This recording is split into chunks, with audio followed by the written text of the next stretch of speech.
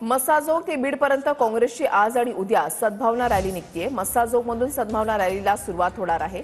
बीड प्रकरणावरून काँग्रेसकडून सद्भावना रॅलीचं आयोजन करण्यात आलेलं आहे। काँग्रेसचे प्रदेशाध्यक्ष हर्षवर्धन सपकाळ मस्साजोगमध्ये दाखल झालेले आहेत। सामाजिक सलोखा पुनर्स्थापित करण्यासाठी काँग्रेसची ही सद्भावना रॅली निघतेय।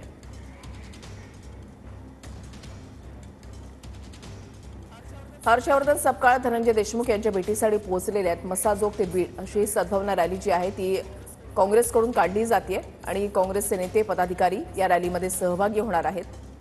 काँग्रेसची आज आणि उद्या ही सद्भावना रॅली निघतेय। काही वेळातच या रॅलीला सुरुवात होणार आहे। हर्षवर्धन सपकाळ हे आता धनंजय देशमुख यांच्या भेटीसाठी पोहोचलेले आहेत।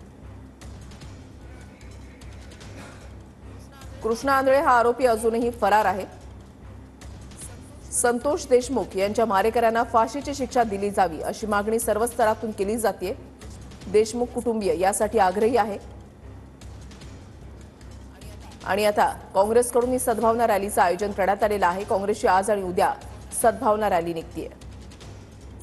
संभाजी मुंडे आमचे प्रतिनिधी या संदर्भातली अधिक माहिती देतील। संभाजी, विषयाने पाहिलं तर आज काँग्रेसच्या वतीने सद्भावना रॅलीचं आयोजन करण्यात आलेलं आहे। ही सदर रॅली पदयात्रा आज सकाळी आता थोड्याच वेळात निघणार आहे।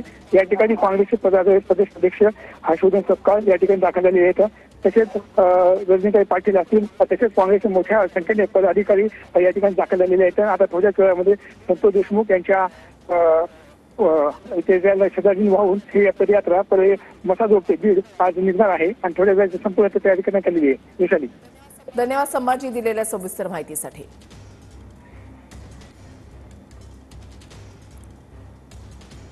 हर्षवर्धन सपकाळ हे धनंजय देशमुख यांची भेट त्यांच्याकडून घेण्यात आलेली आहे आणि यानंतर आता संतोष देशमुख यांच्या फोटोला पुष्पहार अर्पण करत श्रद्धांजली वाहत या सद्भावना रॅलीला सुरुवात होणार आहे।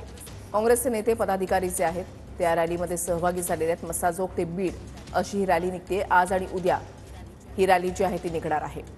बीडमध्ये नेमकं चाललंय काय असे अनेक सवाल जे आहेत ते सध्या उपस्थित होत आहेत। त्याला कारण आहे ते म्हणजे बीडमध्ये ज्या घटना घडत आहेत त्याचे समोर येत असलेले फोटो, त्याचे समोर येत असलेले व्हिडिओ, त्याच्यामुळे बीडमध्ये नेमकं चाललंय काय असा सवाल उपस्थित केला जातोय। संतोष देशमुख यांची निर्घृणपणे हत्या 9 डिसेंबरला करण्यात आली।